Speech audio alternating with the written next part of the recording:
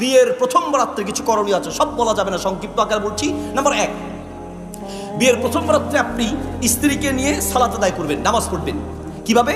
আপনি সামনে দাঁড়াবেন, স্ত্রী পিছনে দাঁড়াবে।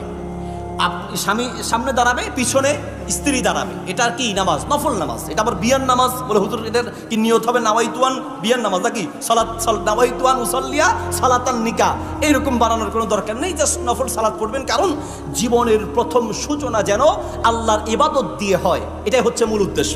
তাহলে বিয়ের প্রথম রাত্রে আপনি সালাত আদায় করবেন ইনশাআল্লাহ। 2 নম্বর হচ্ছে স্ত্রীর মাথায় হাত দিয়ে একটা দোয়া করতে হয়। অনেকে বলে হুজুর বিয়ে করার পরে মহাবিপদে আছি, আমি বউ চালামো, উল্টা হুজুর বউ আমারে চালাইতে আছে। বিয়ে করে কি বউ ঢুকাইলাম না জাহান্নামের দারোগা ঢুকাইলাম, হুজুর বুঝলাম না, মহাবিপদে আছি, কি করব? সম্মানিত হাজিরিন, কারণ নারী নির্যাতনের মামলা আছে, পুরুষ নির্যাতনের মামলা দেওয়া সম্ভব হয় না অনেক সময়। তো বলতে চাচ্ছিলাম যে প্রিয় ভাই, এই যে আমাকে এসে কেউ বললে আমি বলি যে বিয়ের প্রথম দিকের সূচনাগুলো বলে, অধিকাংশ ক্ষেত্রে দেখি ওই সংসারে সমস্যা সবচেয়ে বেশি হয় যেই সংসার শুরু হয়, যেই বিয়ে শুরু হয় নাচ দিয়ে, গান দিয়ে, হারাম দিয়ে। আপনার জীবনের সূচনা যখন হারাম দিয়ে হবে, সেই হারামে আরাম নাই, ওই সংসার সুখের হওয়ার সম্ভাবনা নাই, ঠিক কিনা? এই জন্য আপনার বিয়েটা হতে হবে সুন্নাহ পদ্ধতিতে। যুবক সিদ্ধান্ত নাও, হুজুর বিয়ে করবে ইনশাআল্লাহ।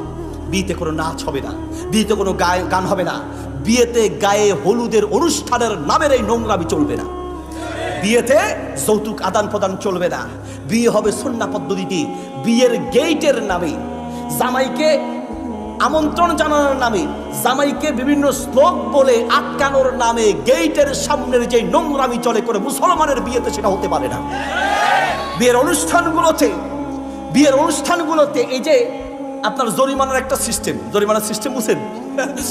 যে বিয়ের কার্ড দিয়ে দাওয়াত দিয়ে গেছে, তো ভাইরে দাওয়াত তো দিয়া যায় নাই, 2000 টাকার মামলা হয়েছে। মানে কয় গেলে কি আর এমনি খাওয়াবে? আগেই তো গেটের পাশে একটা টেবিল নিয়া মাশাআল্লাহ কে কি দিছে, এবার রাত্রে বলে বসে হিসাব মিলাবে। কি মেলাবে? কে দিছে? ওরে আমগো বাইরে হাতে কে দিল ইয়ান, ঠিক কিনা?